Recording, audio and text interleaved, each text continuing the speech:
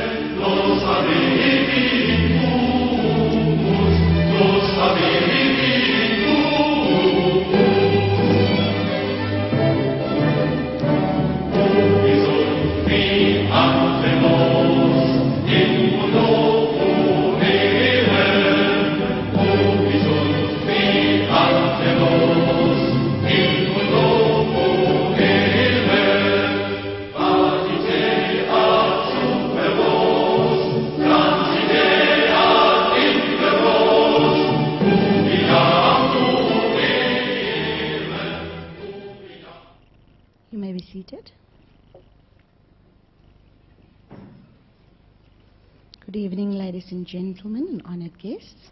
My name is Kathy Kluter and I'm from the Marketing and Communications Department at CPUT. I'd like to welcome all of you here tonight. Thank you for attending, and I trust that you will have a wonderful evening with us. Without further ado, I would like to call our Vice Chancellor, Dr. Prince Nevutalu, to officially welcome you here tonight. Thank you.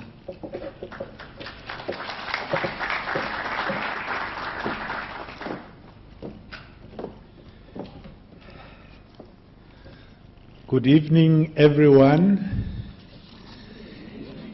I think it's a joyous occasion, so you must smile, you must be happy.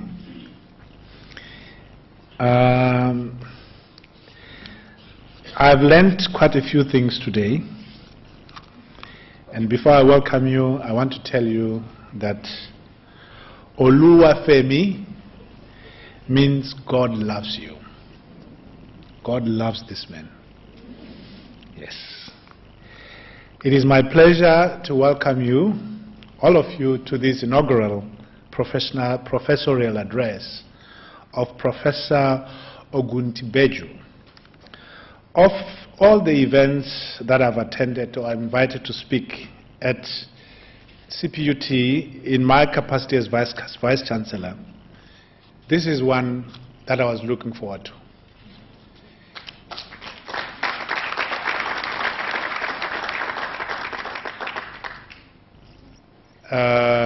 Professor, you may not know, but if there are firsts, this is the first lecture for a professor that I'm officiating at CPUT.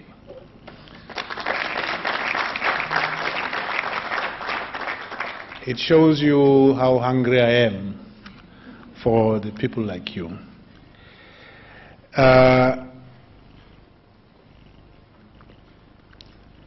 Firstly, what we're doing here today is what we're supposed to be doing almost every month. It's a pity that I'm now spending almost my 2 years, and this is the first. Our mission is these kinds of people, like Professor Oguntibeju, who work extremely hard and support young people, young researchers, so that they're able to produce research and innovation. And not only that, but the research and innovation that is so relevant to the needs of our country. And that's why today is a very special day for me, because Professor Oguntibeju's research is such a relevant research area that it is going to, when he makes a breakthrough, it's going to solve many of our current and future problems. For those of you who don't know, Professor Oluwafemi works on medicinal plants and their potential to managing diabetes. Western Cape has been identified as one of the capital of obesity in the world. And many, many people, what is called lifestyle diseases, are slowly getting diabetes, high blood pressure, and other lifestyle diseases. So your research cannot be so relevant, and hopefully you're going to find a cure or a way in which we can manage this disease. CPUT is likely to be a leader in this field because we have other professors who are assisting us in the same area. The second reason I love attending the professorial address is because each one I attend means we are one step closer to reaching our overall research objectives. Professor Oguntibeju is a prolific publisher, as we will notice from his books that you will receive at the end of the lecture. Almost 20 pages of that book are dedicated to his conference proceedings, journal articles, and chapters in books that he has contributed to. Professor Oguntibeju, your research will live on long after all of us have gone, and that's certainly a legacy to be proud of. I'm hopeful that the additional 50 million rand that I've asked Council to pledge towards driving staff research outputs will see many more of your colleagues following in the footsteps you leave here tonight. CPUT wishes to have more of professors. And towards that end, we have asked Council, and the Council has agreed that in the next 5 years, we're going to have a bullish plan of creating 200 posts of associate and full professors.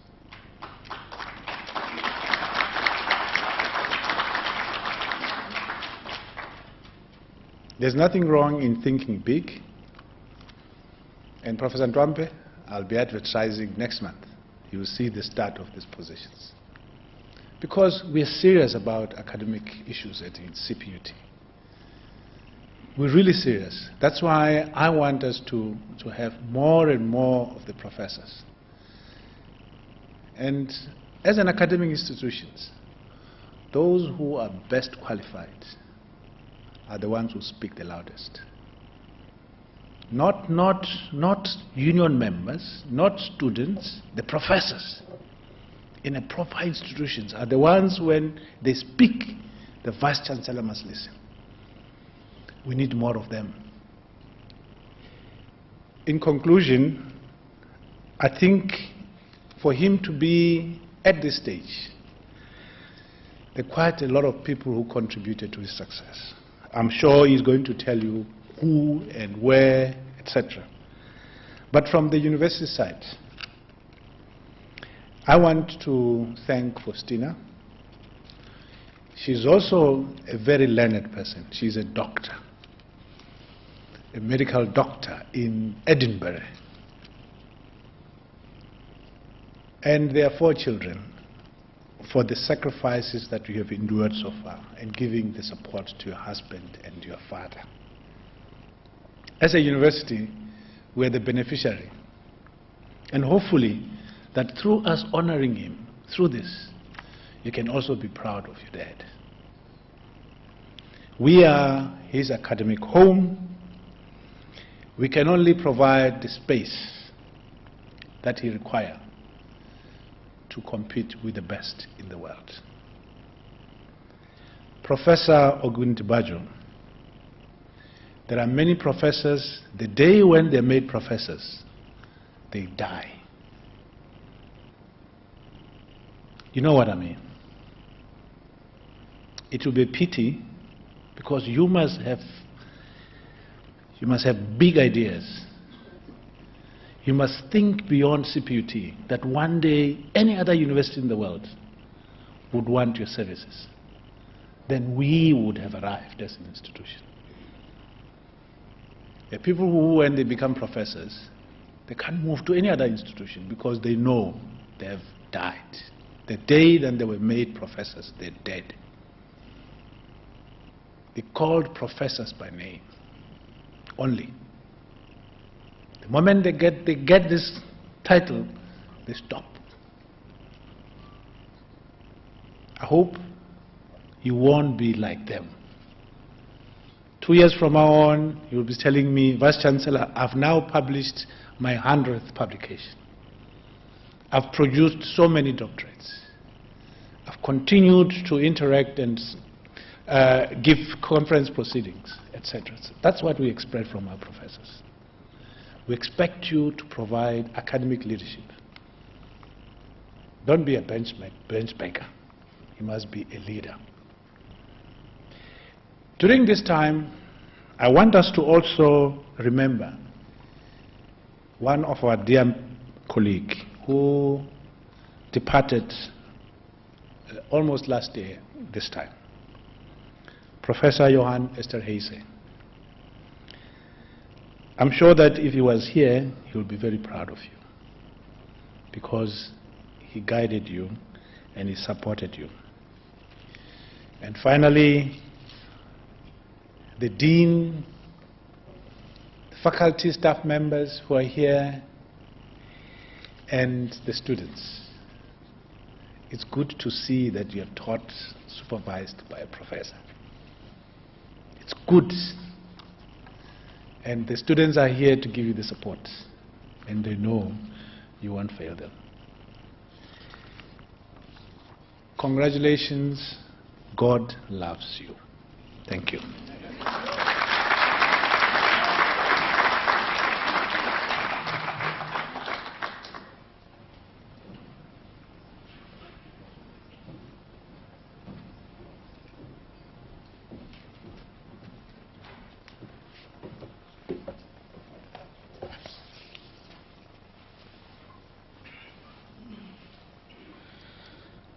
Oluwafemi Oguntibeju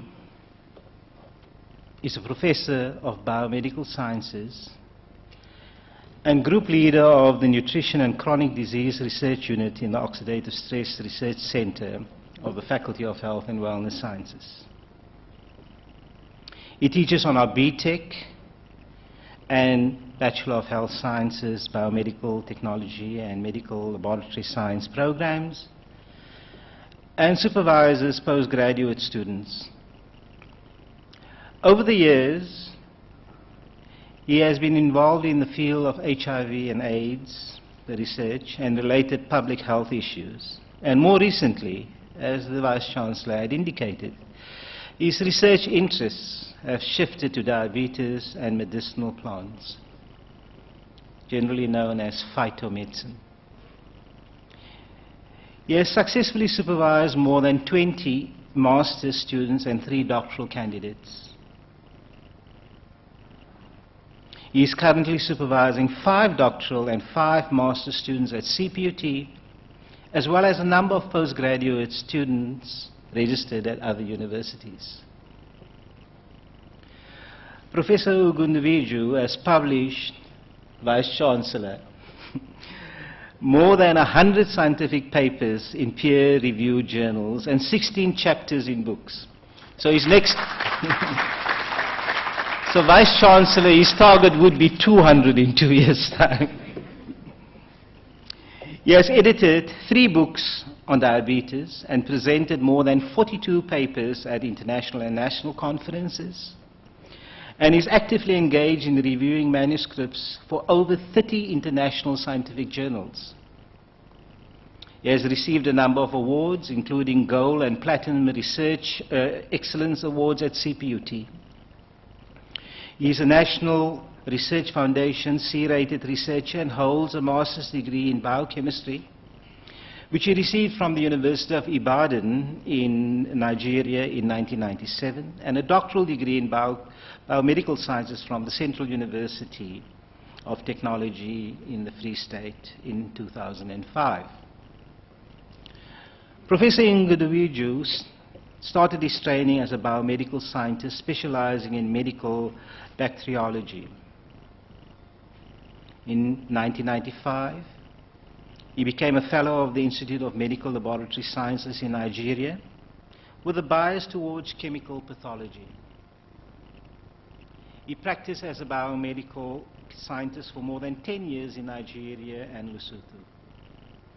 In 2008 and 2005, respectively, he was admitted as a fellow of two distinguished international professional bodies, namely the Australasian College for Biomedical Scientists and the Institute of Biomedical Science in London, by virtue of his qualifications and scientific publications.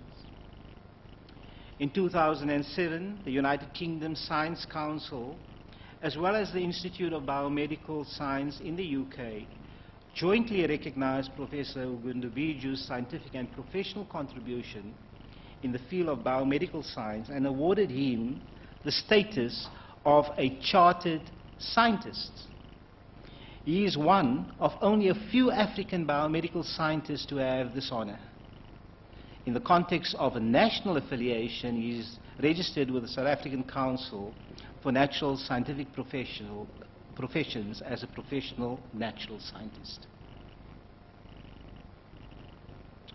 A bit about his past.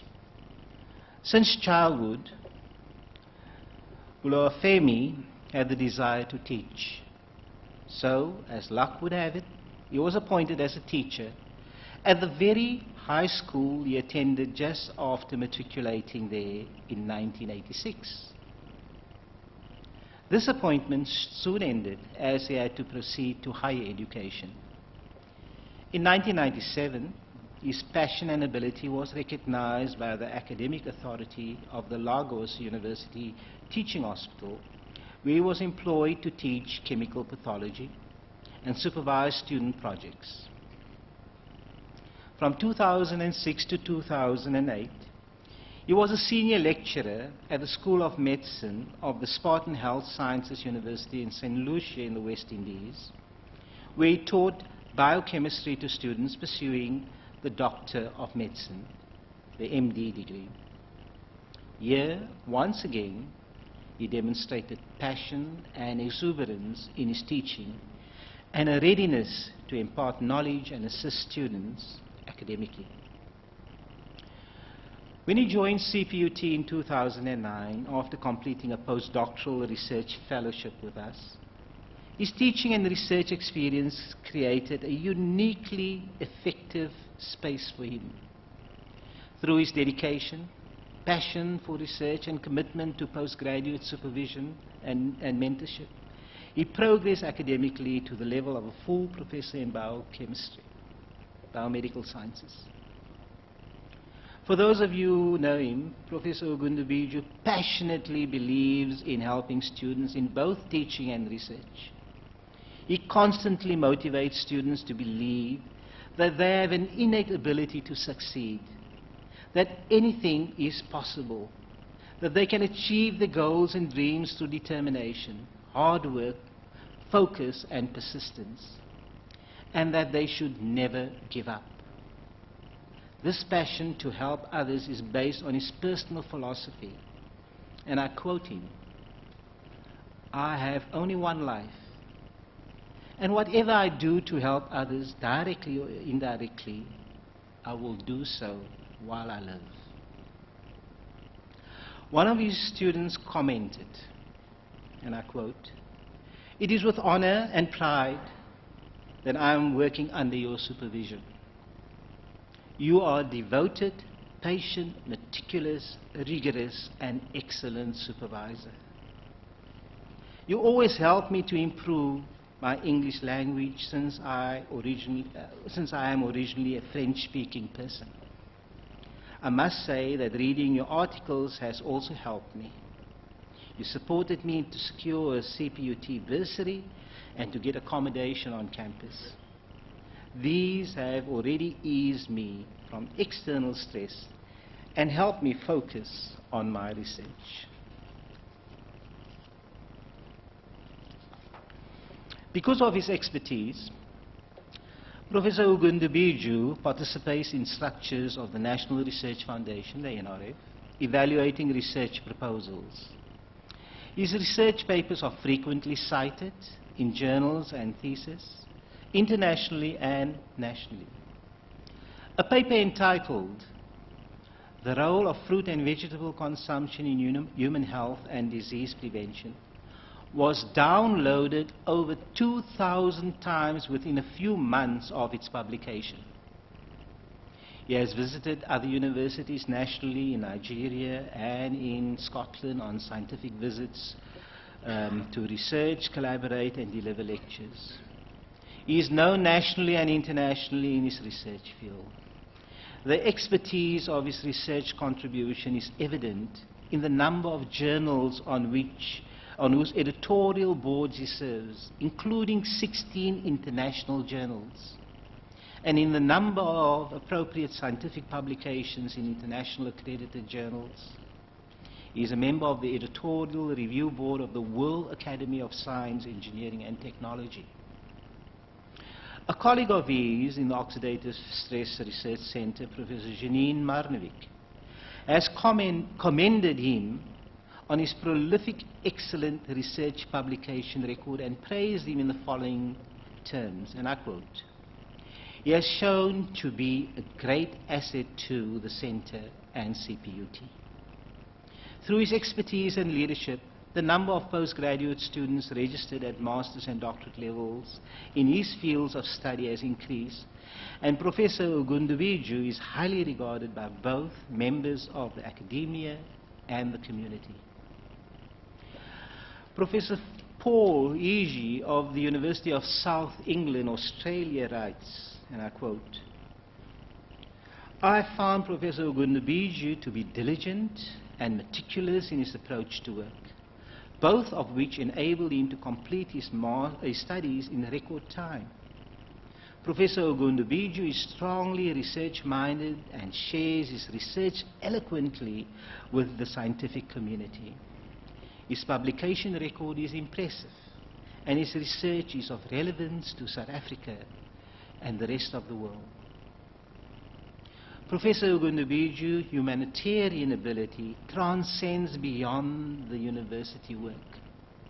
He serves society through community-based research and other activities, including continuing educational development lectures on health-related issues and pastoral involvement in the Deeper Life Campus Fellowship, which engages students in higher education institutions and high schools.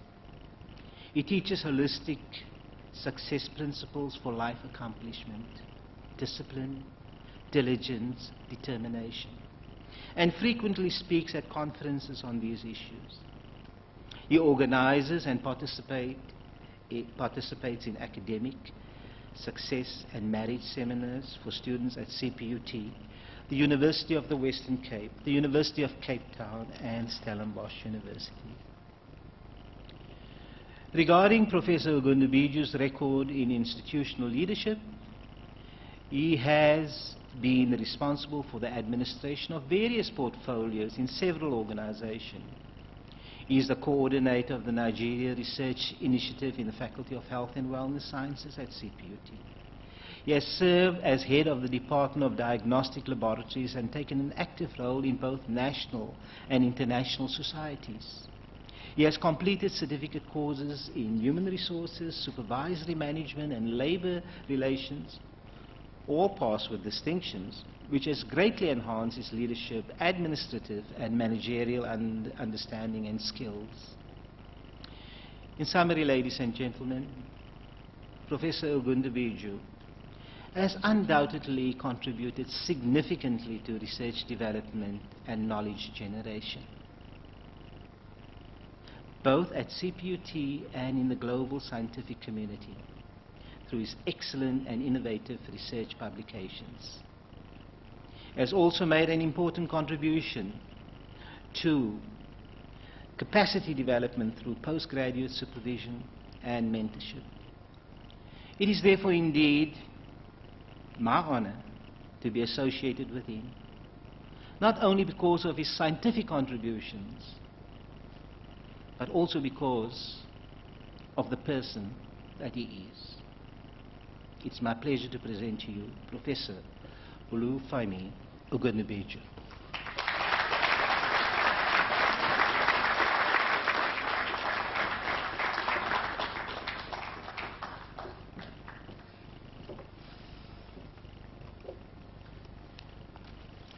Dumela bomme bontate.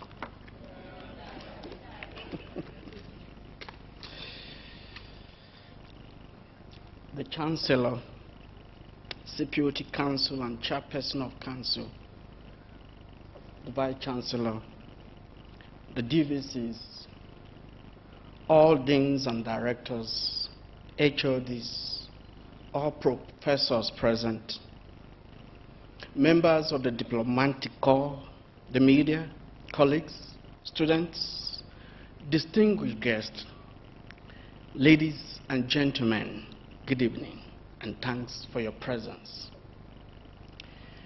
The inaugural address is an opportunity to celebrate achievements with family, friends, and colleagues. It is also an opportunity for the university to recognize and showcase the academic achievements of its staff. Indeed, it represents an essential part of the university's public events designed to create an awareness of the latest development in the university.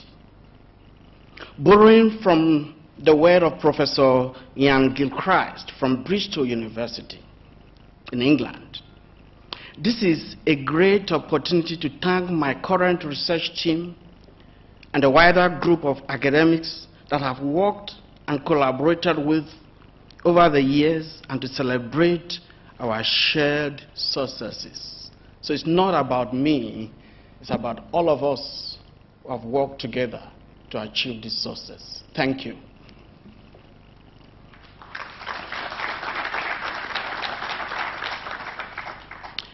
Today marks my official inauguration and coronation as a full professor in biomedical sciences. Fortunately, it falls on the 10th anniversary of CPUT. It is indeed truly special.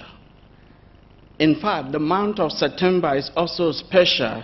Just Friday, the 11th of this month, was my wedding anniversary. And just yesterday was the birthday of my youngest son.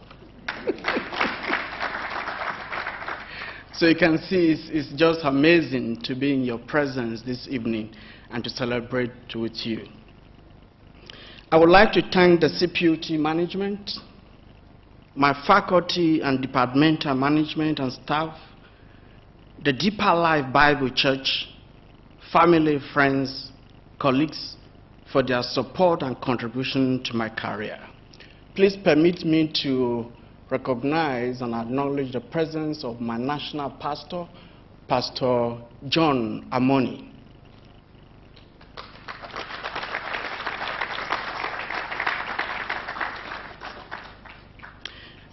I would like to use this opportunity to especially thank my wife and also recognize her contribution to my success. Can you please, Sister Faustina, stand up?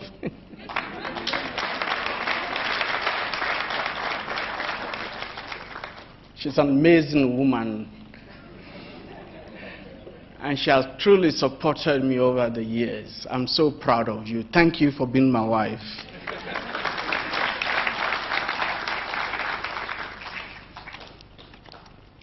More importantly, please permit me to give all the glory and honor to my Creator. Without Him, I would never have achieved this success.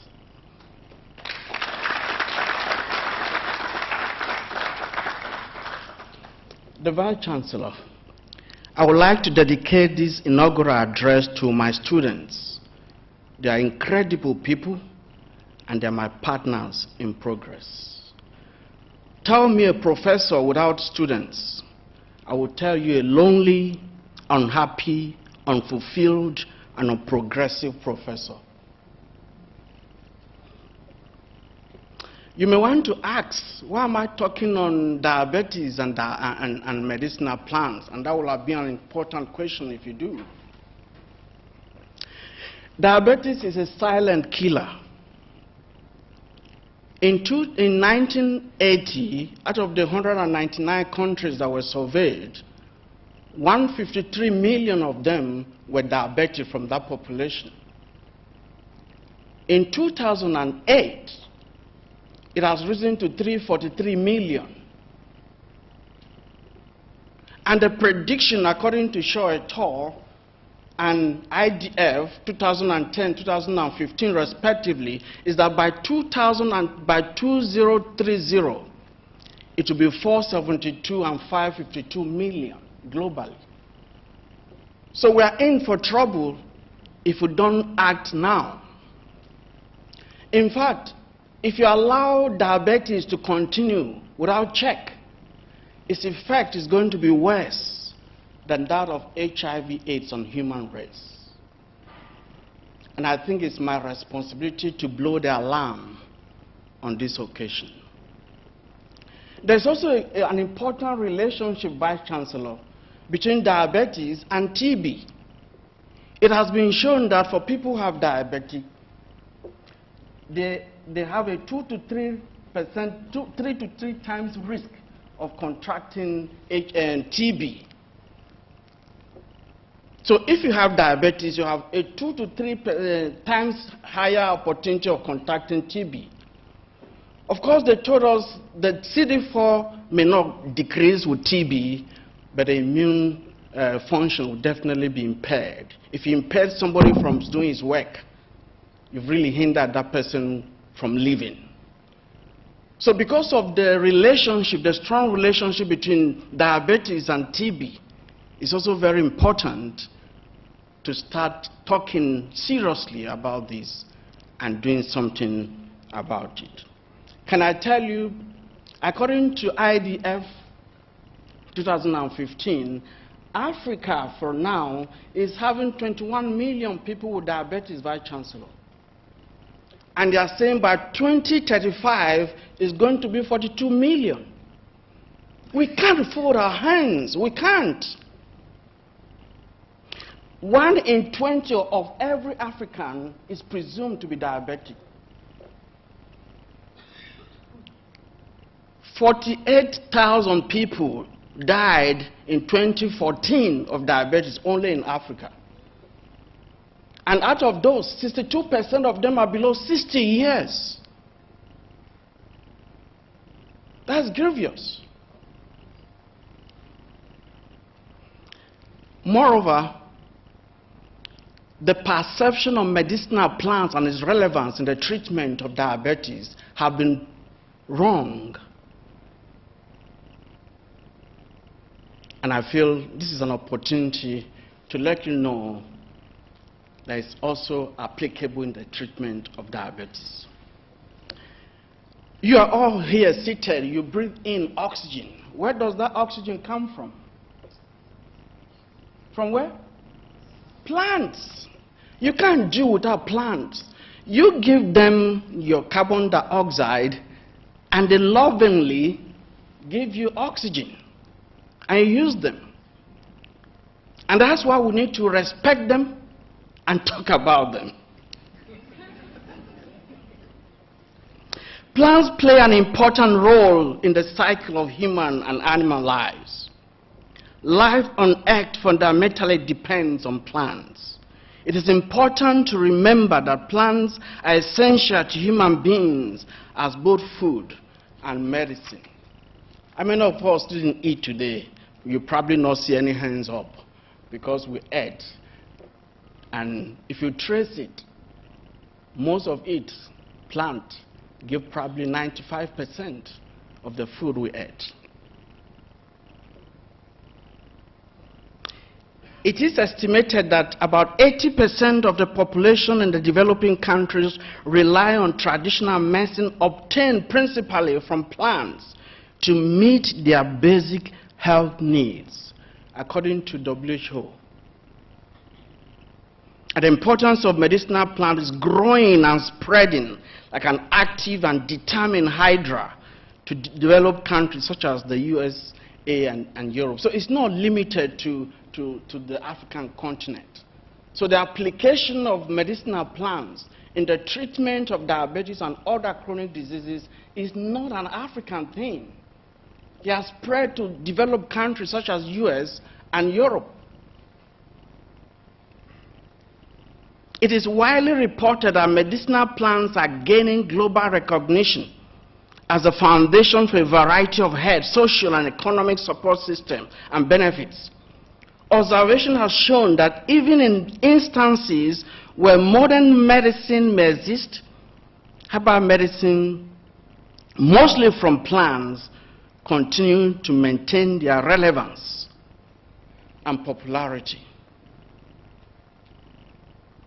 Medicinal plants, no longer confined to local communities and homes, have become more widely available commercially. You can go to US, for example, and go to chemist shops and buy some medicinal plants in form of supplements or in other forms, because advancing technology has adequately and profoundly improved its availability and usefulness. And they are now formulated, packaged, properly stored, and transported to major cities where they are sold to urban dwellers. Oh, you can't say because they live in the local places, that's why they are using medicinal plants. For those of us who are in urban cities, it's not relevant. That's not true, because it's sold in cities and people use them.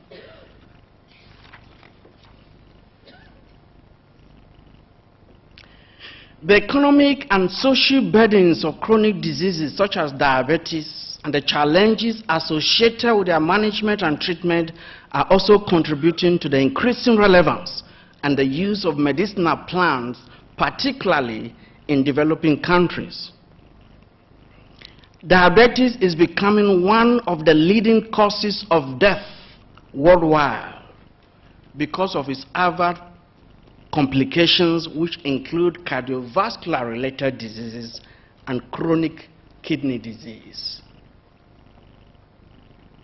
and is considered a threat to public health because of the unavailability of adequate drugs to manage the condition, mostly in poor resource centers, of course, mostly developing countries. In addition, the commercially available drugs used in the treatment of diabetes and diabetic complications have been associated with drastic side effects and are also mostly unavailable or unaffordable in some countries, which is why people, especially in local communities, apply cheap and readily available medicinal plants in the management and treatment of diseases such as diabetes. So there are places where we don't even have the orthodox medicine to manage these conditions, and people heavily have to rely on medicinal plants for primary health care. Let's take a little journey across some different countries.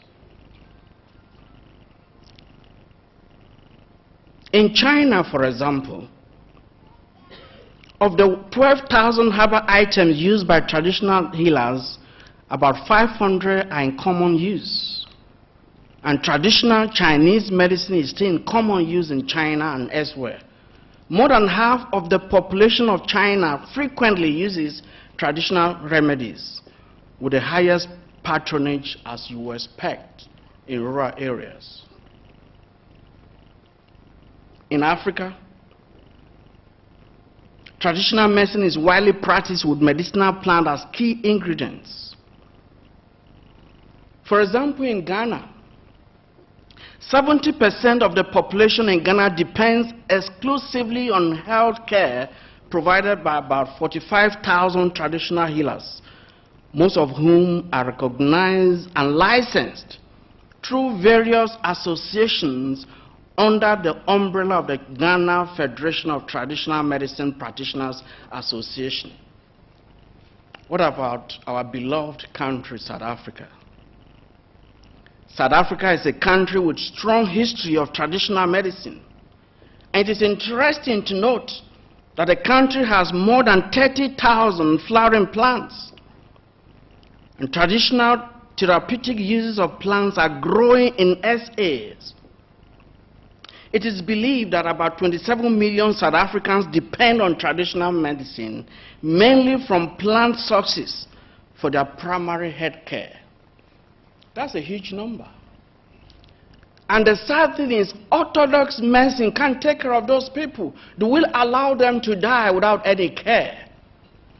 But interestingly, medicinal plants is available to provide some hope for them. This heavy dependence on the part of such a significant proportion of the population is possibly due to relatively easy access to the plants, their affordability, and perhaps the extensive local knowledge and expertise in communities, even in urban areas. Many South Africans consult traditional healers who administer plant preparations to treat various diseases, including diabetes.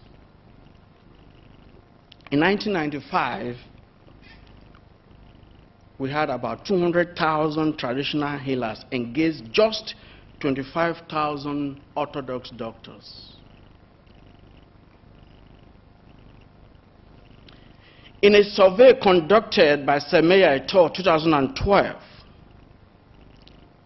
on medicinal plants used by Bapedi healers to treat diabetes in Limpopo province, South Africa, they spent about 7 months in 2011 collecting information from every Limpopo municipality using a semi-structured questionnaire and general conversation with the traditional healers. And of course, they randomly selected 2 traditional healers from this municipality. And they discovered that many of the plants used truly have anti-diabetic properties. But not just that, 42% of those same plants are used as source of food. What does that tell us? It tells us there's a strong relationship between medicinal plants and traditional medicine in the management and treatment of diabetes on one hand, and the importance of the role of medicinal plant plays in human health and nutrition. And this reminds me of bitter leaf. Bitter leaf, I don't know how many of you have heard about bitter leaf. Bitter leaf is Velonia magdalena. It's available in Mpumalanga, Eastern Cape, and Zululand. And I was shocked. Growing up, each time my mother suspected I would have malaria, she makes what I call presumptive diagnosis. We do it in science too. We do make presumptive diagnosis. And then my mom will collect bitter leaf. One, she prepares it for soup, and then she prepares for us to take. And within 2 days, malaria disappears. What does that tell us?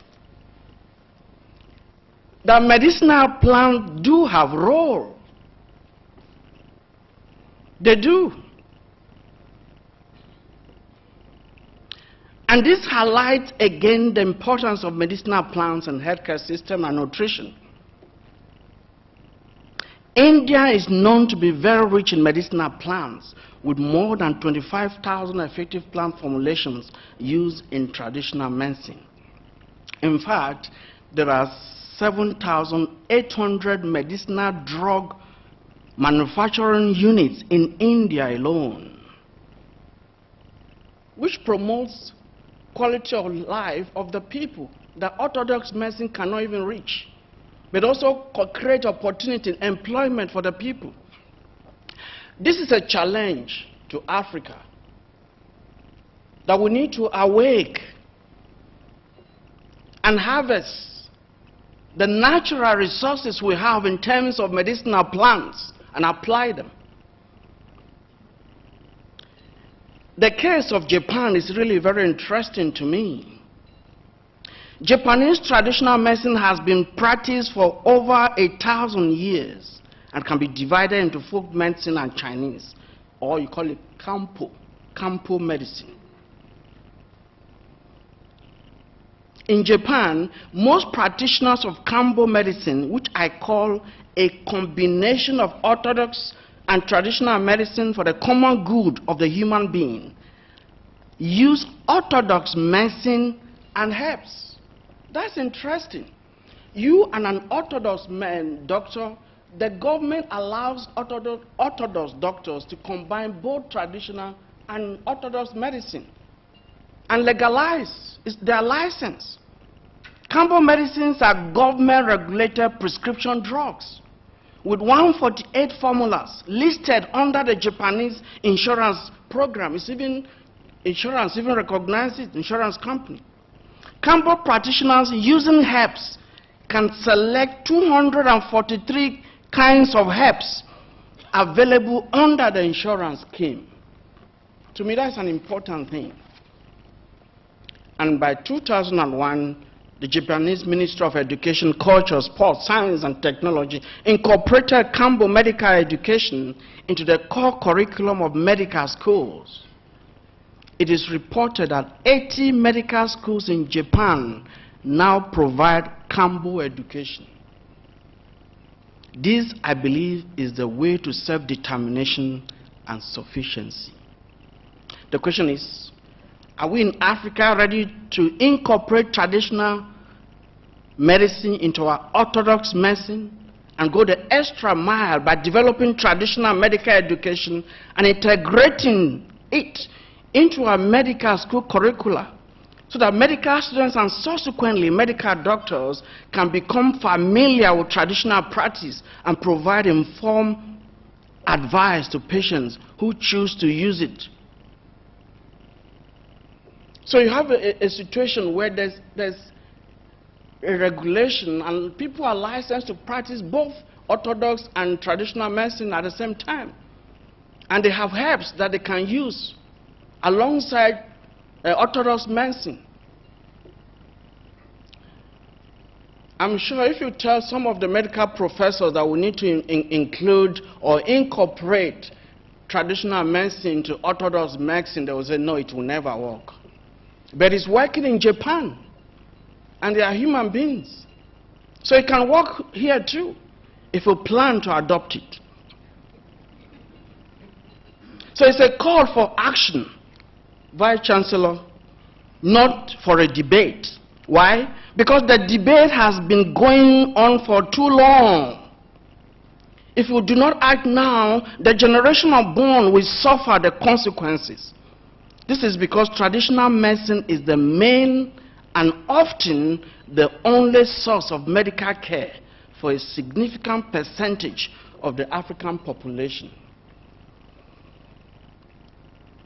Interestingly, as I earlier mentioned, the World Health Organization has for many years recognized the principal role traditional medicine and medicinal plants play in primary health care, particularly in rural communities. So if the World Health Organization recognizes it, why will you reject it?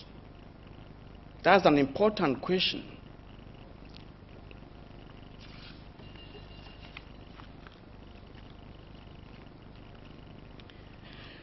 Orthodox approach to the management and treatment of diabetes, there is no doubt.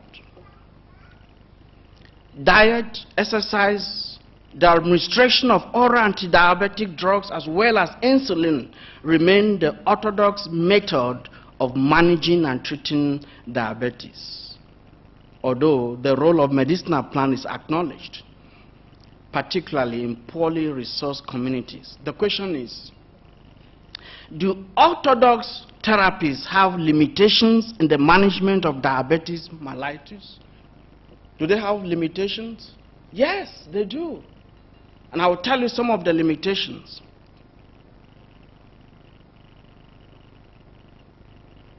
One is the mechanism of action, which mostly depends on symptoms of the disease rather than the pathophysiology underlying it. So you treat symptoms.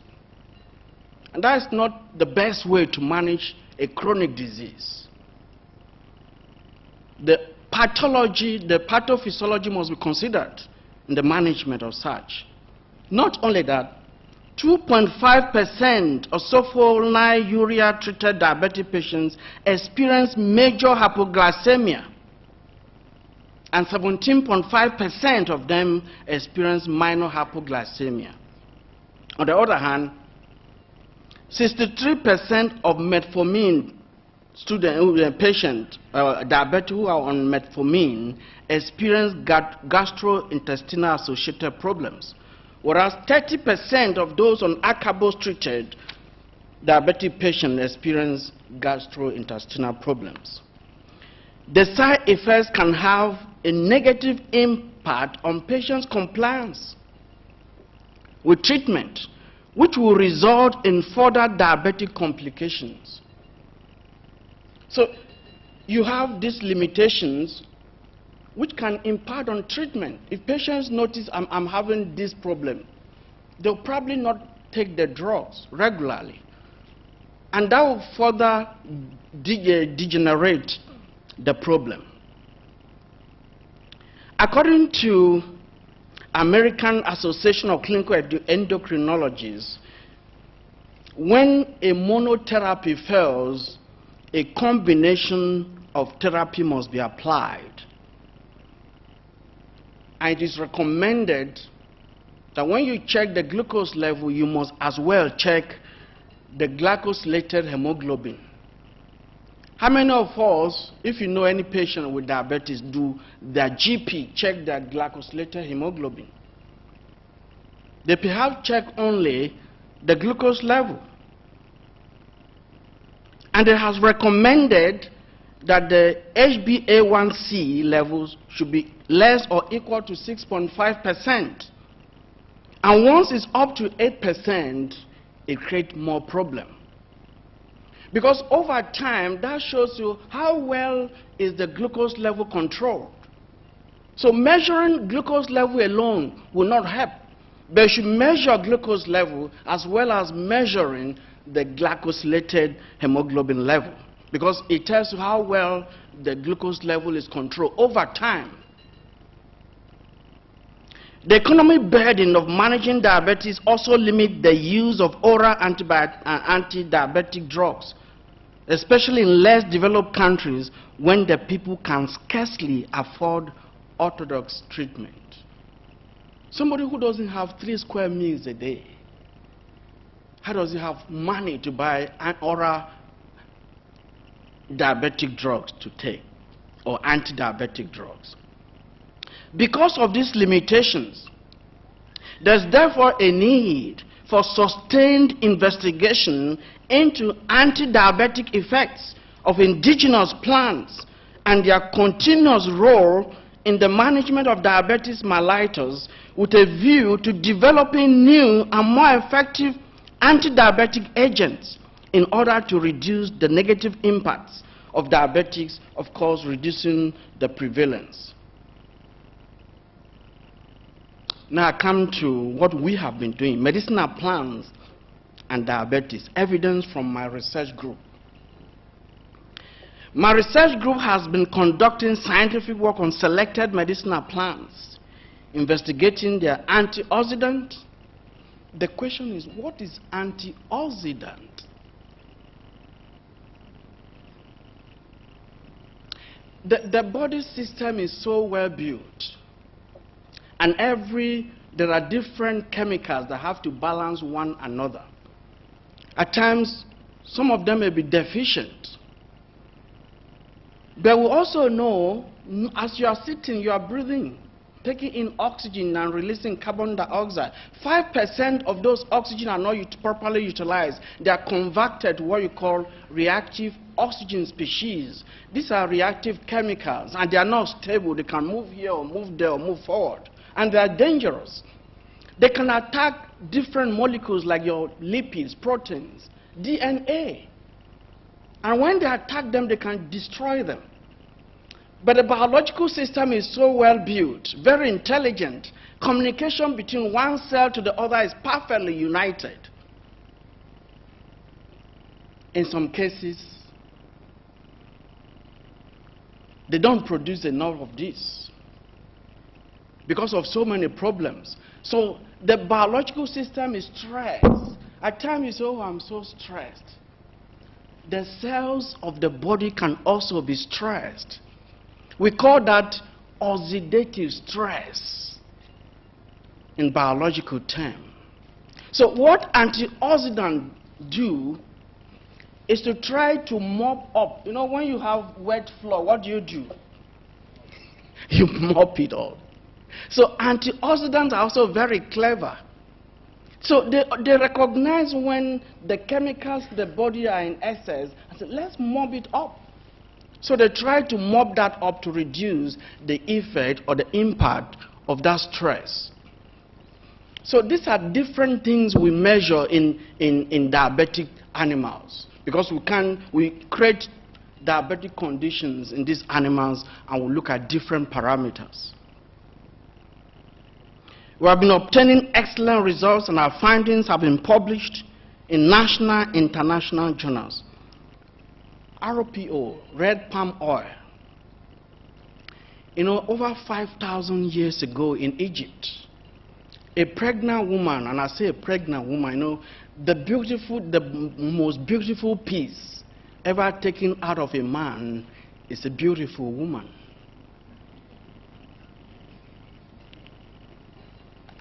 So they will give her a tablespoon of red palm oil to take, even though they didn't understand the constituents of red palm oil. But they believed that it would strengthen her and protect the child. Now we have technology to look at the different components of red palm oil. Red palm oil is very rich in vitamin A, in vitamin E, different components of vitamin E. And that tells us these people were also wise. They were intelligent in giving red palm oil to pregnant women. For the first time, my research group investigated the effect of red palm oil in induced oxidative stress on sperm cells and to see what impact it will have. So following the induction of diabetes, hyperglycemia simply means high blood sugar in the blood. So high blood glucose had a negative impact on sperm progressive motility. If you have seen sperm cells under the microscope, they move. And the more active they move, the more strength they have to survive. So if they are very sluggish, then you know they will soon die. And then they will not be able to perform the biological role. That's sad news, isn't it? It's sad news for married couples who are looking for children, knowing that great percentage of the sperm cells are not progressive or dead. What have we done? So it's to create a diabetic condition in animals and then treat them with red palm oil to see what impact will it have on sperm cells. I'm glad to report that treatment with red palm oil showed beneficial effects. It improved the motility of the sperm cells and their vitality. Of course, you know that infertility is one of the complications reported in people with diabetes. You've heard of rainbows. My colleague, Professor Janine, worked on rainbows. But they have not been looking at diabetic model. We did. The same study was repeated using a different plant source, this time rainbows. Interestingly, treatment with rainbows also demonstrated beneficial impacts on sperm functions, sperm motility. We concluded that a prolonged increase in blood glucose significantly altered the characteristics of sperm motility whereas treatment with red palm oil ribose in a diabetic animal model demonstrated an improvement in sperm motility parameters, suggesting possible beneficial effects on sperm functions. That's a great thing. Please don't go and force your husband to start drinking red palm oil, though.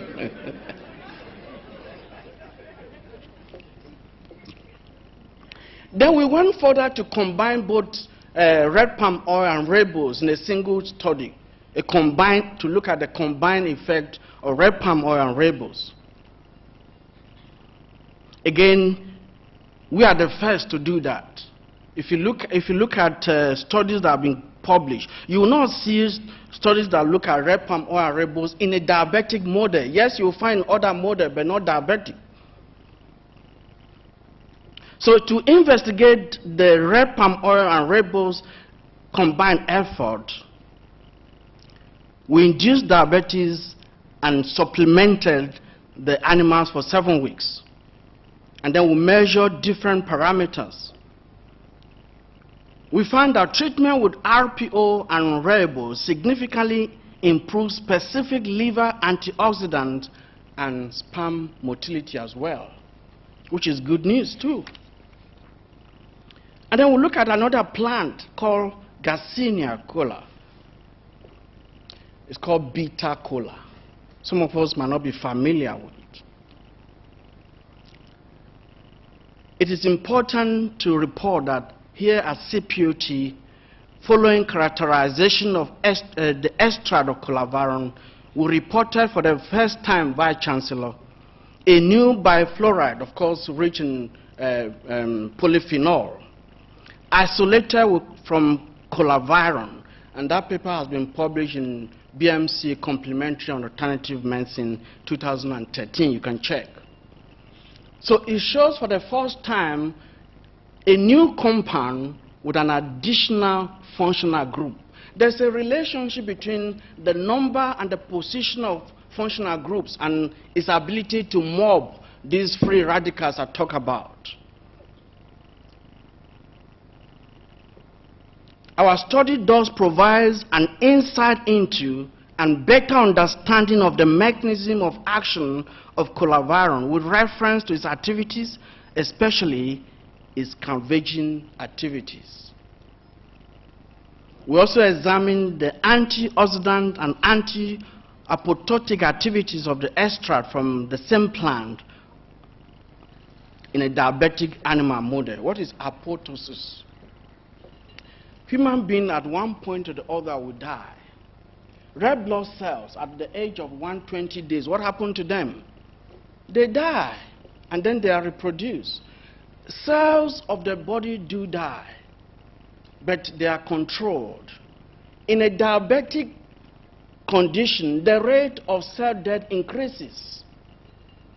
So we're trying to look at different plants. Can they reduce the rate of cell death in diabetic conditions? Yes, and that's what we've reported. So we evaluated the protective effects of colaviron on blood and hepatic antioxidant lipid peroxidation and apoptosis. What is lipid peroxidation? We have fat, cholesterol. The membranes of your red blood cells and certain other membranes, they are coated with some lipids, fats, and they need to be protected because if you remove them, you destroy the cells. So in diabetic conditions, more of these proteins or most of these lipids are destroyed.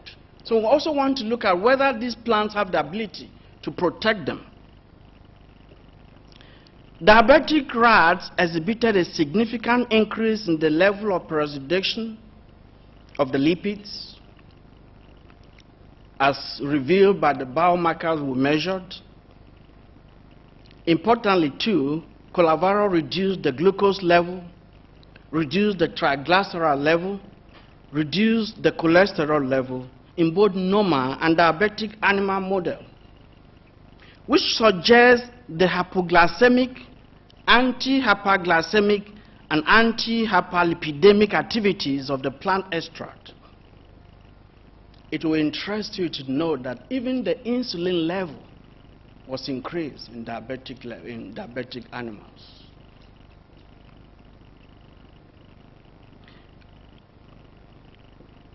So the mechanism of hypoglycemic effect of colaviron might be due to the combination of its stimulating action on pancreatic beta cells, of course, to release insulin. As you know, there are two major problems. It's either the pancreas cannot produce enough insulin, or there are certain cells who does not respond to the availability of insulin. So if you see a plant that can increase insulin release from pancreatic cells, that's good news too.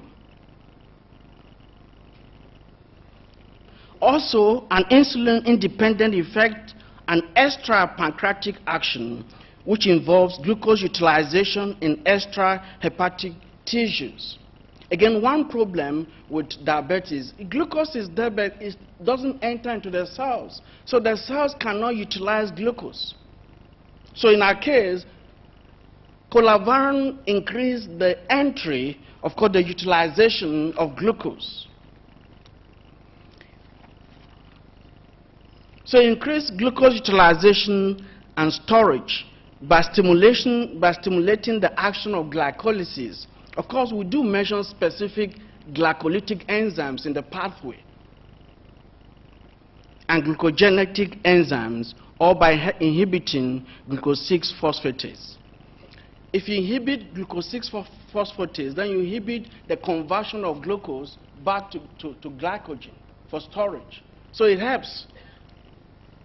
This consequently results in the uptake of glucose into the cells, since there's a stimulating action on the glycolytic pathway. And the reduction of blood glucose through its upregulation by also the downregulation of glycogen synthesis. What happened to glycosylated hemoglobin, which is expressed as a percentage of total blood hemoglobin concentration that reacts with glucose, which is an effective index for the screening of glycemic control. That is, how best is the glucose level control over time. Higher level of glycosylated hemoglobin was observed in diabetic rats, but after supplementation, there was a reduction in glycosylated hemoglobin. Again, showing the important effect of colaviron on hyperglycemia in diabetic rats. Colaviron also significantly reduced lipid peroxidation and apoptosis, as mentioned earlier, in the liver of diabetic rats, increased specific enzymes, your catalase, SOD, GPX, and GSH. And therefore protected the liver against oxidative damage induced by high blood glucose. We also did a tunnel assay. So examination of pancreatic beta cells by immune histochemical methods revealed beta cell degeneration and reduction in beta cell, even the area in diabetic animals. Whereas treatment with colaviron increased the area of insulin immune reactive beta cells significantly and protected liver hepatic cells from apoptotic death, suggesting that colaviron has anti-apoptotic properties. So it can reduce cell death in diabetic patients. In summary, our findings suggest that the anti-diabetic activity of colaviron in diabetic rats may be associated with improved beta cell function and enhanced insulin secretion or insulin release. We know that prolonged hyperglycemia can generate an inflammatory state, leading to an increased cytokine production and pancreatic beta cell destruction. Although colaviron has been shown to possess anti-inflammatory properties, but this has not been explored in diabetic model. To our knowledge, this is also the first study to investigate the effect of cholera on pro-inflammatory proteins in the livers and other organs of diabetic animals. The result demonstrated that the hepatoprotective effects of cholera in a diabetic animal model may be related to its modulatory effects on inflammatory responses. There's a relationship between inflammation and the production of reactive oxygen species, and which can damage the beta cells. So if you can control the release of these pro-inflammatory cytokines, then you can reduce the production of reactive oxygen species and reduce the negative impact that it will have on beta cells. We also reported reduced mean body weight, of course, in diabetic rats. The reduced mean body weight in diabetic rats could be an indication of excessive breakdown of structural protein in an attempt to compensate for low availability of carbohydrate as energy source. The ability of colavirine to protect against weight loss might be due to its glucose lowering effect. Like I mentioned earlier, chronic kidney disease is a very main job problem with people who are diabetes. So we look at the complication in the kidney of rats. Diabetic nephropathy is a complex disease that involves the increased production of free radicals, which is a strong stimulus for the release of pro-inflammatory factors. My research group evaluated the renal protective effect of colavirine containing a mixture of flavonoids in diabetic nephrotoxic rats. In DM rats without colavirine, we observed increased kidney weight due to fatty infiltration, an enlargement of tubular cells, increased blood urea, increased uric acid, and of course reduced albumin. Why? Because part of the albumin is released into the urine because of the damage to the cells of the kidney. And that's why you have low albumin in the blood. Following treatment with colavirine preserves renal glomerulus, increase specific anti-enzymes, and reduce lipid peroxidation in the kidney cells.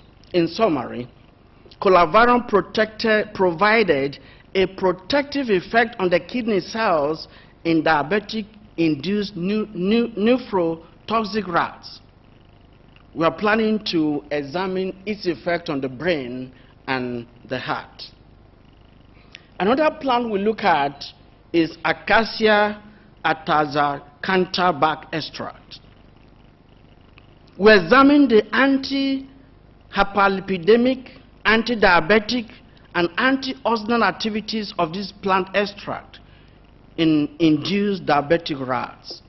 Our results show significant reduction in fasting blood glucose, hepatic glucose, and glycogen concentration.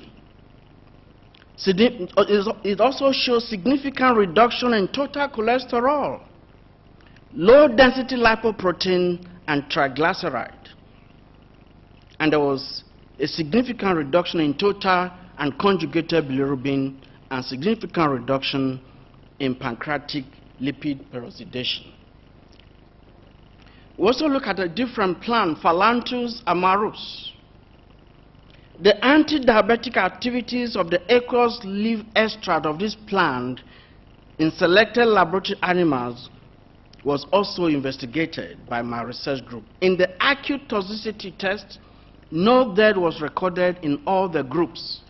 So the animals survived the toxicity test that were conducted.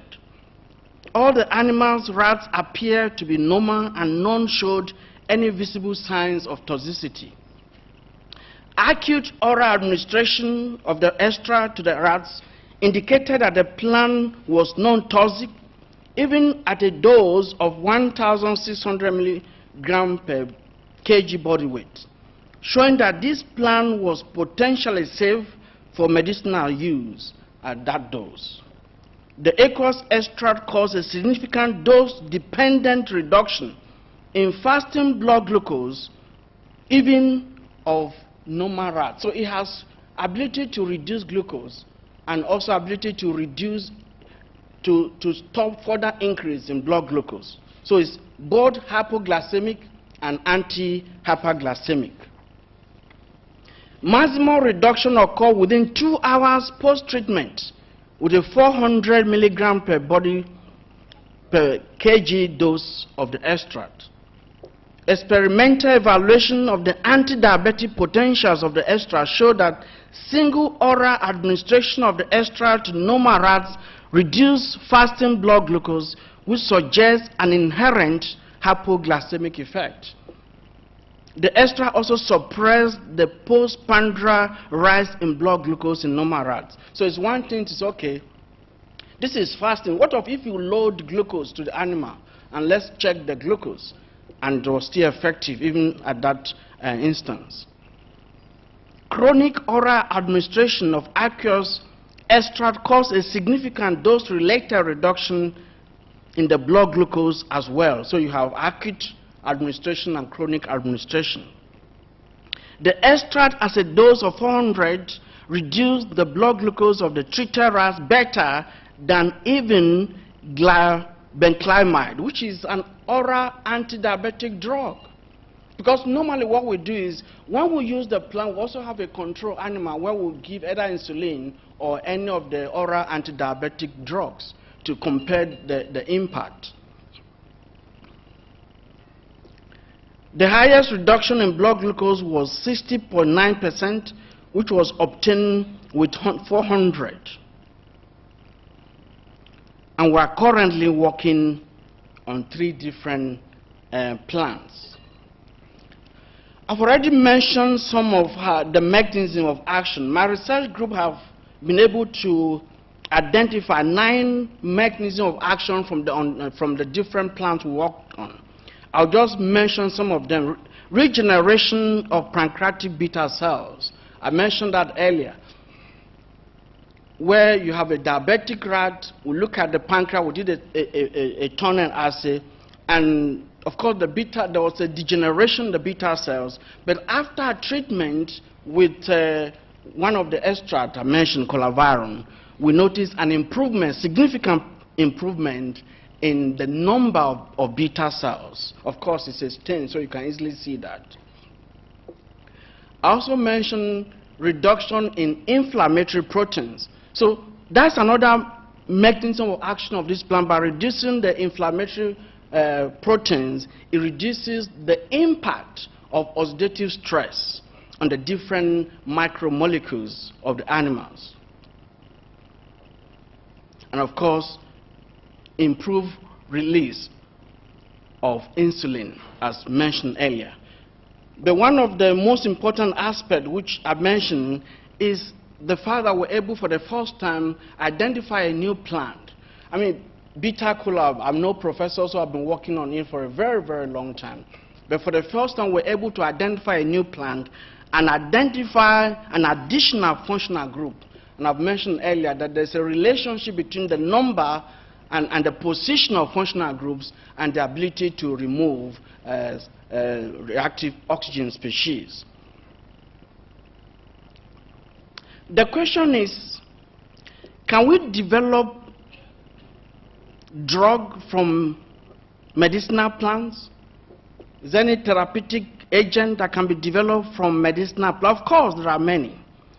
One of them, of note among the drugs derived from plants, is serpentine, isolated from the root of the Indian plant Oluwafemi serpentine, which has become very useful in the treatment of hypertension and lowering of blood pressure.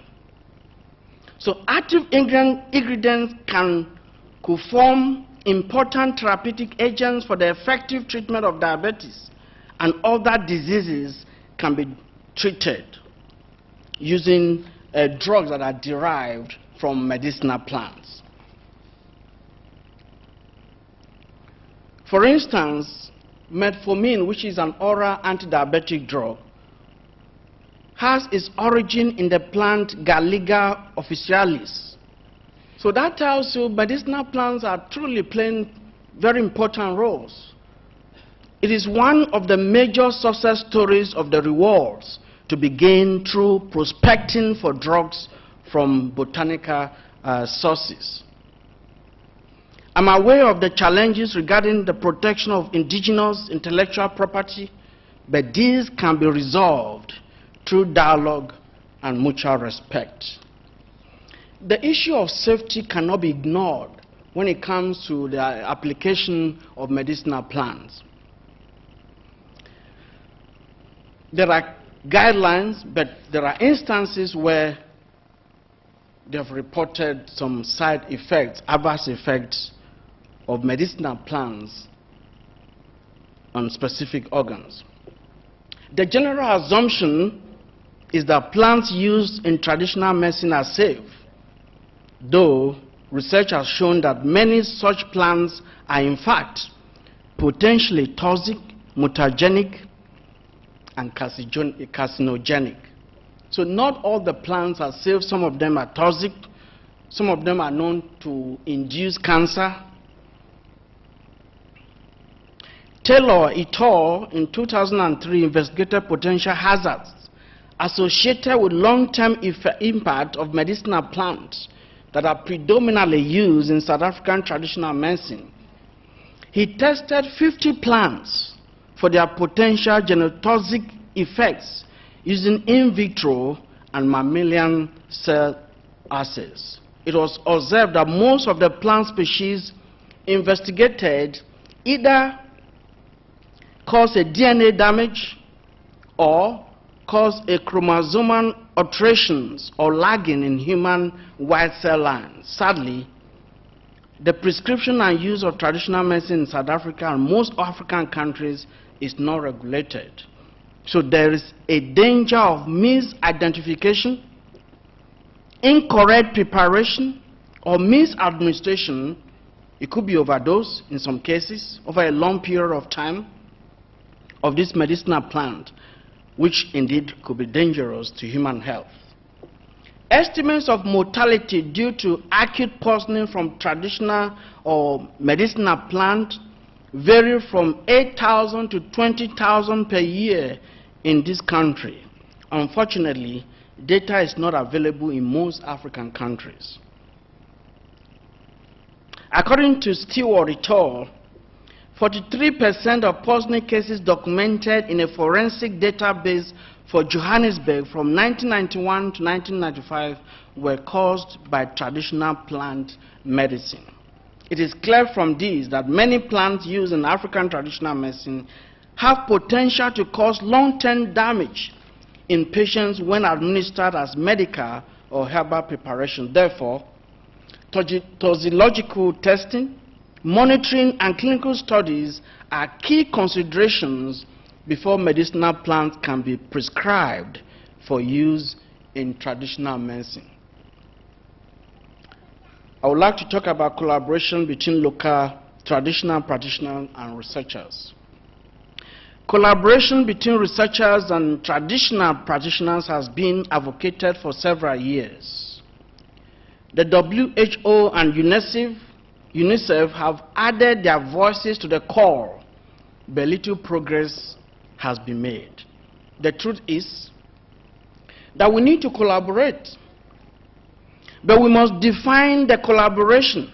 In my view, in collaborating with traditional practitioners, we must define our objectives, initiate contact, build trust, have respect for one another, agree on specific terms, agree on sharing important information, be willing to learn from one another, support and empower one another, be able to evaluate success achieved in the field, and of course properly document failures and ethical concerns. Biomedical scientists, including doctors, natural scientists, pharmacists, nurses, need to initiate the steps towards meaningful, purposeful, and beneficial collaboration with traditional practitioners. We've been waiting for too long, folding our arms for them to come to us we need to go to them to start a meaningful collaboration. This is the best way to evaluate and monitor the proper use of the medicinal plants with which traditional practitioners treat people with acute and chronic diseases, and to avoid the negative impacts of overdose or the incorrect use of medicinal plants.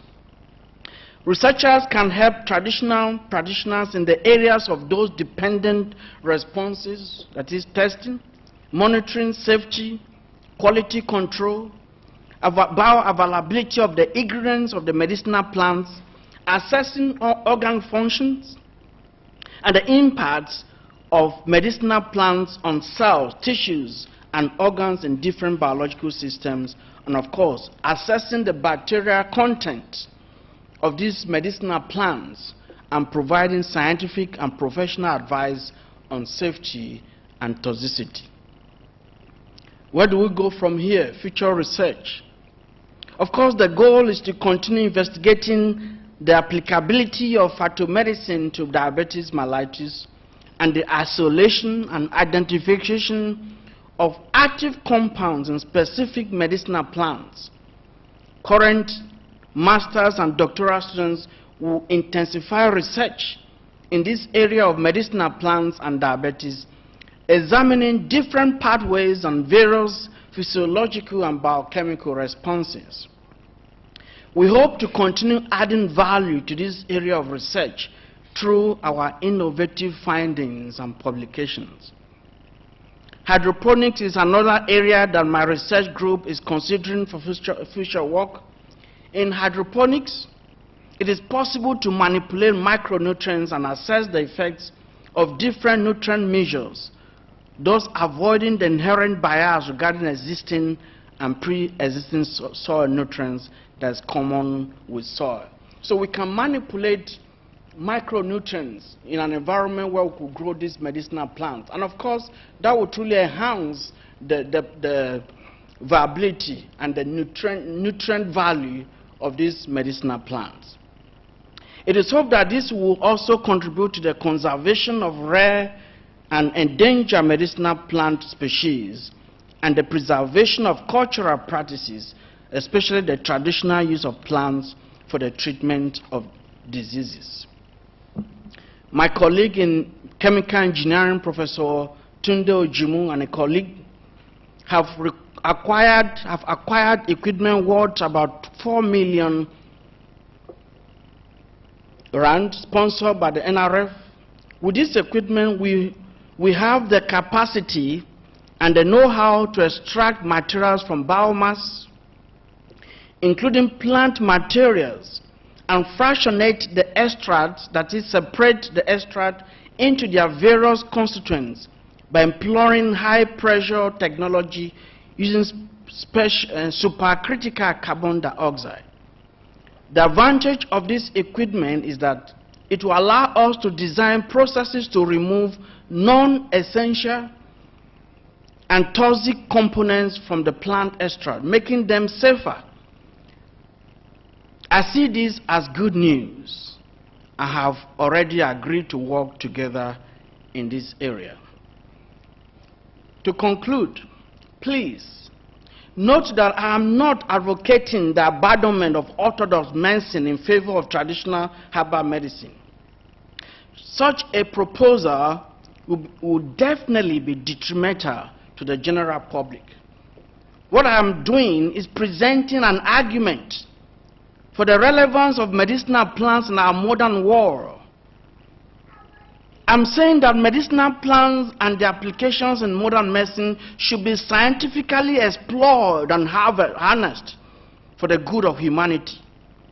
I'm saying that there is still room for expanding the use of medicinal plants, especially if scientists collaborate with local traditional practitioners and provide education and guidelines on the appropriate and scientific use of medicinal plants in order to promote safety and improve the quality of life of our people. I am passionate about contributing more in the field of medicinal plants, oxidative stress, and diabetes. Having been elevated to the position of full professor I feel that I still have something better, something deeper and higher to contribute in this field of research. In fact, this is not the end, Vice Chancellor. It is the beginning.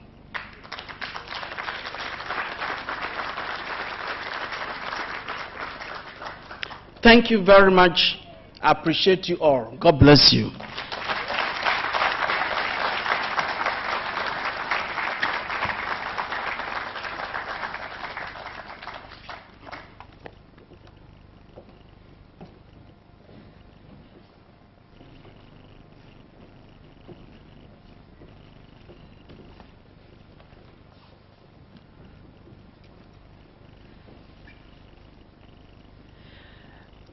Ladies and gentlemen, I will introduce you to Professor Elmien van der Heever-Kriek, who is going to respond to Professor Oguntibeju's address.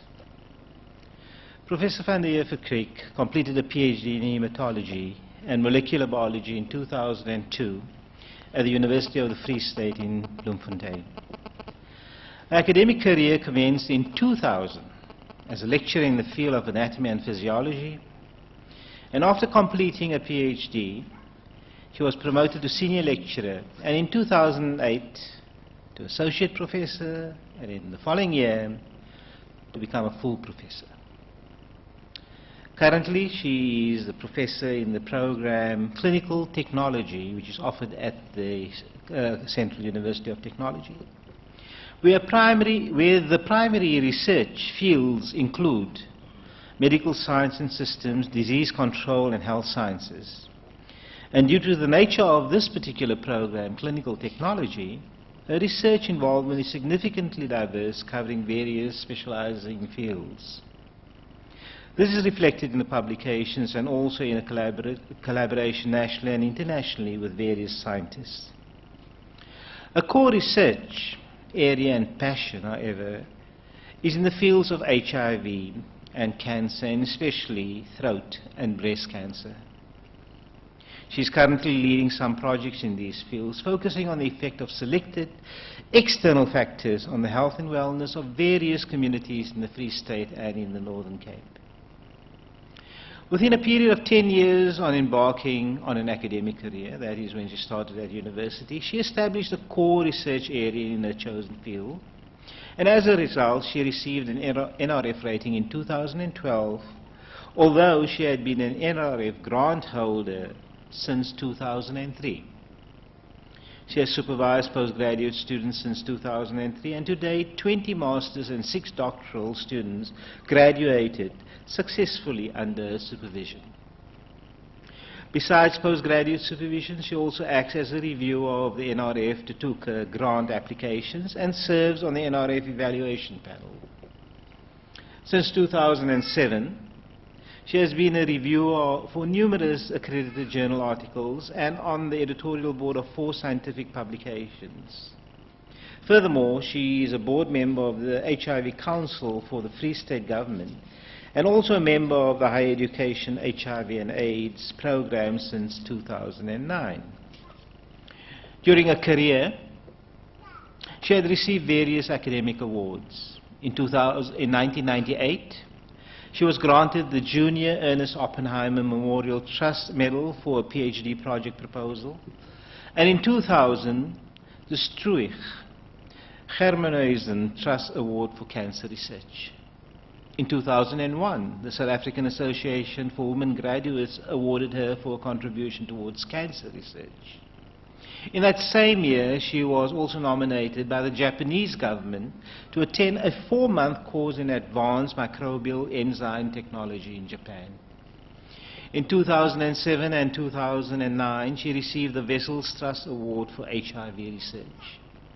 In the years 2005, 2006, 2009 and 2010, the Central University of Technology awarded her with the Vice Chancellor's Medal for Researcher of the Year. Ladies and gentlemen, it is my pleasure to present to you Professor Elmien van der Heever-Kriek to respond to Professor Oguntibeju's address.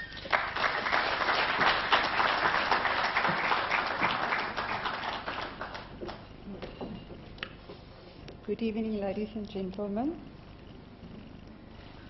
Vice-Chancellor, Senate members, Dean of the Faculty of Health and Wellness Sciences, staff members, friends and students, thank you for the opportunity and the privilege to be the responder for Professor Femi Oguntibeju. Thank you for the excellent way the marketing department handled my travelling and accommodation arrangements. Thank you for the beautiful accommodations. I feel really been blessed tonight. How do I met Femi? It was late one afternoon in 2003. He and Dr. van Schalkwyk made an appointment with me regarding his doctoral studies in biomedical technology. They informed me that his promoter left the institution and they are in urgent need for a doctoral project for him. I have just received a large amount of funding, external funding and also NRF grant funding for a research project on the effect of nutritional supplementation on disease progression. Ethical approval was already granted for this project, and I was also busy with the recruitment phase of the project. Femi was at the right place at the right time. and I was able to accommodate him. He just needed to make a few adjustments for his protocol and then start off with his data collection. But poor Femi was totally out of his comfort zone. It was a clinical trial, ladies and gentlemen. He had a lot of experience in laboratory work, but not really clinical work.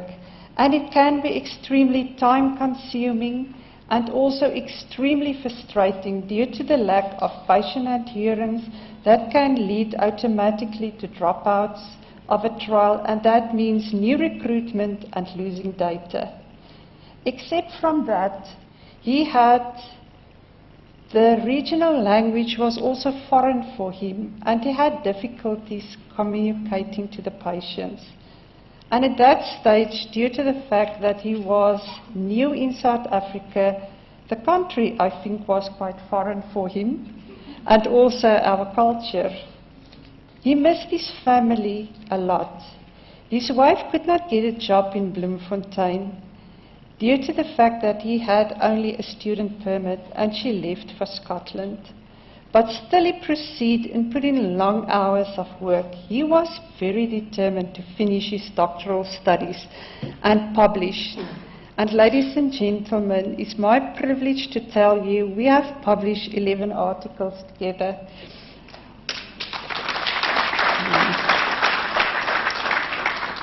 After his doctoral studies, he spread his wings and left the nest. And he started off with his academic career. As you have heard, in 2006, he was a senior lecturer at the Spartan Health Sciences University School of Medicine in West Indies. Then he joined CPUT in 2009 after completing his postdoctoral research fellow at the same university, and then start climbing the academic ladder to full professor in biomedical sciences. Over the years, he has been involved in the fields of HIV and AIDS research and related public health sciences. His current field of interest is diabetes and medicinal plants. He has successfully supervised 20 masters and 30 doctoral students. And as you have heard, ladies and gentlemen, Professor Oguntibeju has published over 100 scientific papers, 16 chapters in books, the editor of 3 books specifically on diabetes, been on the editorial board of 16 journals and presented over 42 papers at national and international conferences. As I previously mentioned, he is currently indicating and his research focus is phytomedicine and diabetes. Ladies and gentlemen, he has elaborated quite on diabetes, so I'm going to be very short.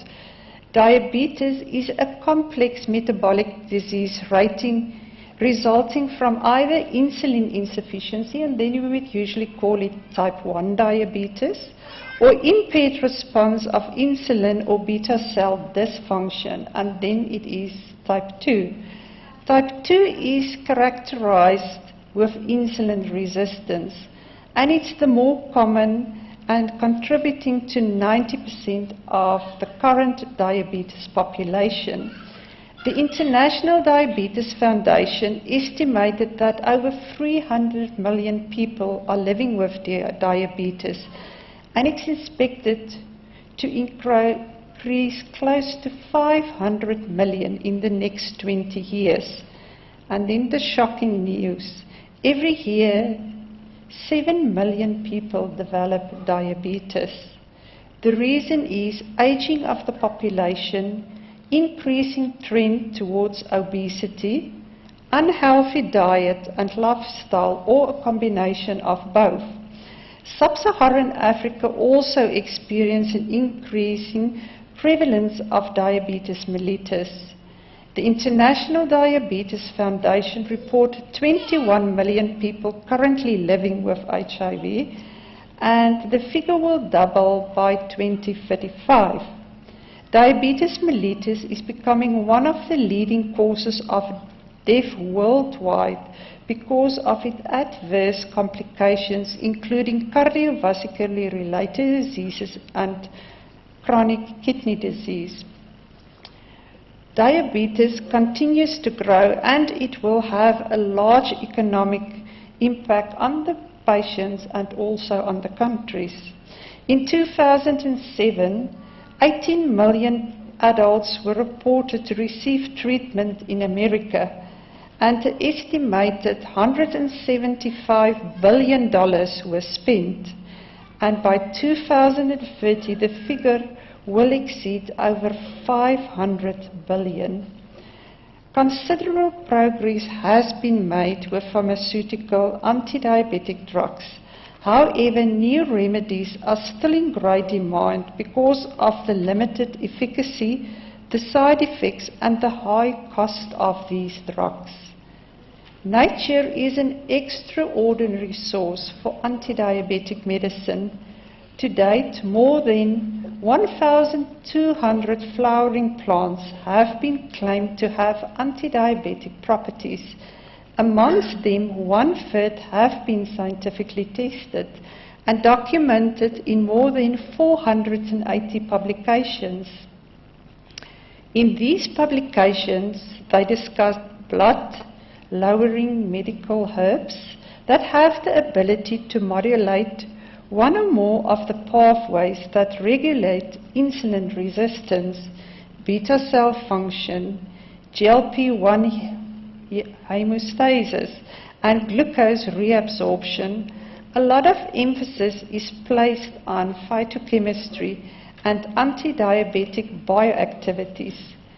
Then, ladies and gentlemen, the good news, especially for coffee lovers like me, is recent research studies have demonstrated an association between coffee intake and improvement in glucose tolerance, insulin sensitivity, and lowering risk of type 2 diabetes. Coffee is one of the major sources of a dietary antioxidant. In a lot of these publications, evidence is based on animal experiments and traditional use.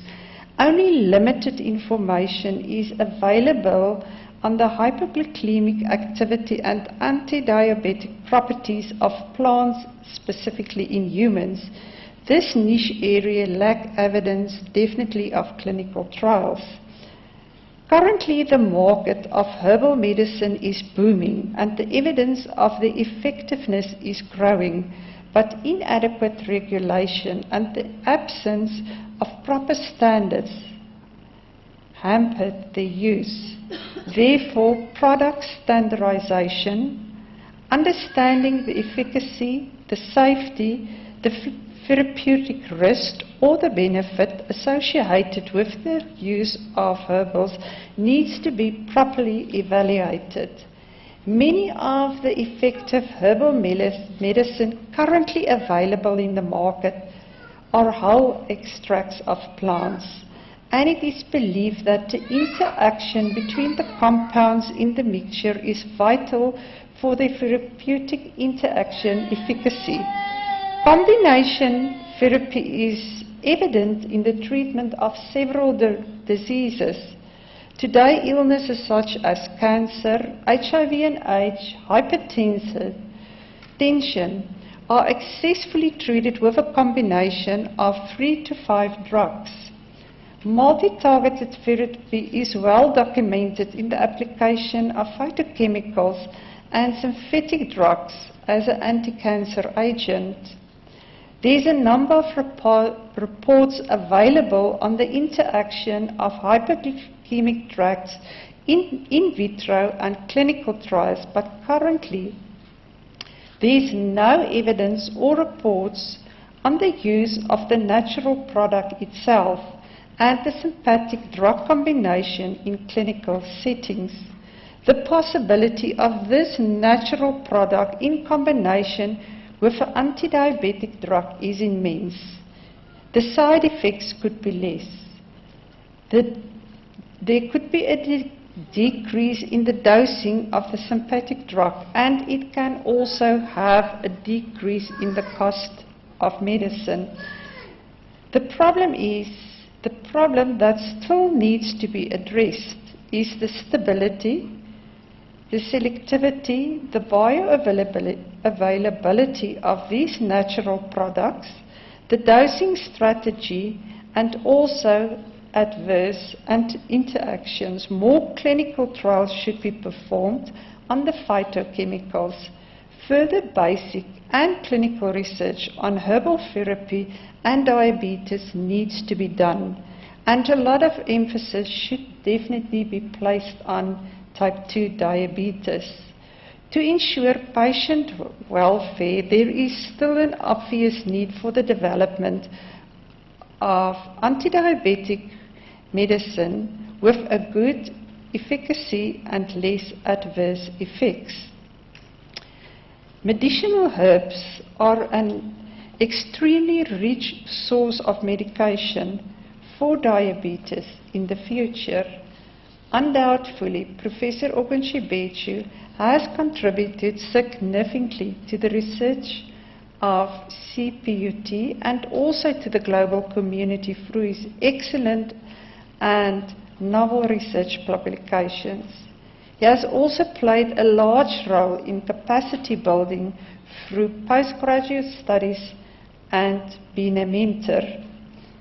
This research presentation tonight by Professor Oguntibeju can be considered as a cornerstone for further basic research and investigation into clinical applications for medicinal plants in diabetic therapy, and this niche area can develop into a center of excellence and expertise at PCUT. Then, dear ladies and gentlemen, only a few times in a person's life we experience that wow moment. Tonight is such a wow moment for me. As an academic or educator, it is a very special and humble moment when you see the growth and the development in one of your previous students, and now you have fulfilled a small little part in the development of this excellent academic human being standing in front of us tonight. Femi, it's an honor for me to salute you tonight. You did well, or should I rather say excellent. And it's a privilege for me tonight to call you professor and one of my colleagues, and to have the opportunity to celebrate it for you. And thank you for the university to invite me to celebrate it. And thank you for the honor. Thank you, ladies and gentlemen.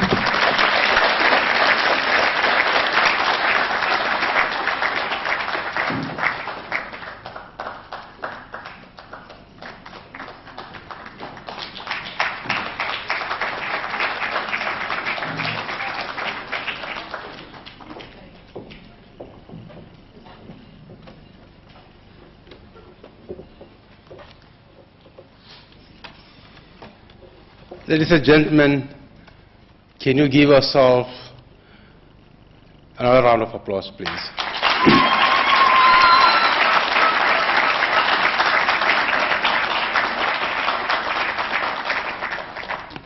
I must say that Professor Oguntibeju made our task very, very easy during our ad hominem promotion. We have actually upped our game in terms of the requirements for a full professor at CPUT.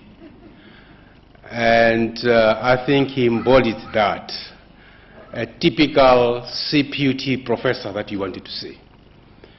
We, over and above, we said we would like our professors to be having this rating from the NRF. We place a premium on that. And I think we also incorporated scientometry and bibliometrics to actually look into citation as to what is it your peers are saying about you. What is your age index? And I think he passed that with flying colors. And I really want to salute him tonight. But I will be remiss if I don't salute some of the professors who contributed immensely, including the professor from the University of the Central University of Technology in Bloemfontein, Professor Elmine van der Heever-Kriek, but also the late Professor Esterhuizen. And of course, Professor Ernst Trute as well. He also played a key role. And of course, one professor from Nigeria. I think that was actually the beginning of our link with some of Nigerian university, from University of Ibadan, Professor Farombi. Because in many cases when Professor Trute was talking about Farombi, he was actually saying, we have actually found something here, and we can actually see the results. So I will be remiss if I don't actually mention those particular individuals. But allow me to stick to the program and thank the Vice Chancellor for presiding over this auspicious occasion. And also salute the entire executive management for supporting this occasion. I would also like to extend my acknowledgement to the Dean of Faculty, Professor Giwala, for unwavering support of Professor Oguntibeju. I would also like to extend an acknowledgement to marketing and communication staff for making this occasion what it is tonight, a wonderful spectacle. Ladies and gentlemen, allow me also to acknowledge the pastor of his church, Deeper Life Bible Church. The pastor is here with us. Thank you very much, Pastor, for coming.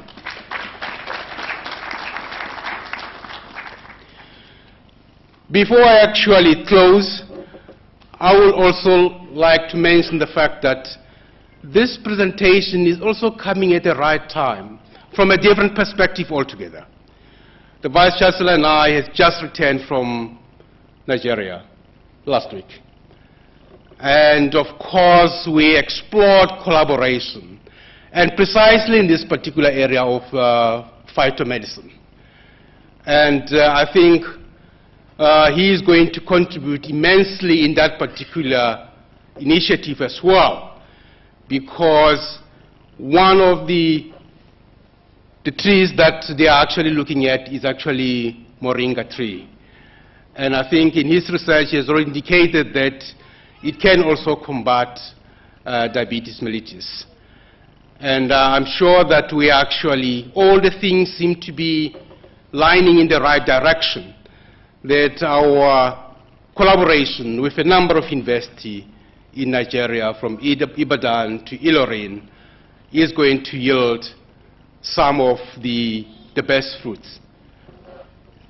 Ladies and gentlemen, I will be remiss if I don't actually thank our photographer this evening, Mr. Robin Teisma. He has been very busy.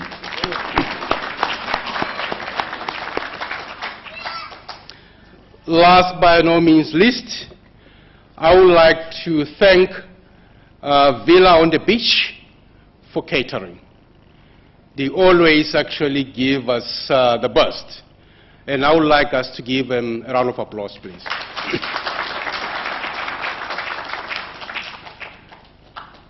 But before I close, ladies and gentlemen, I would like to extend an invitation that please be part of the further discussion outside. Refreshment will be served in the foyer outside. Please be part of us.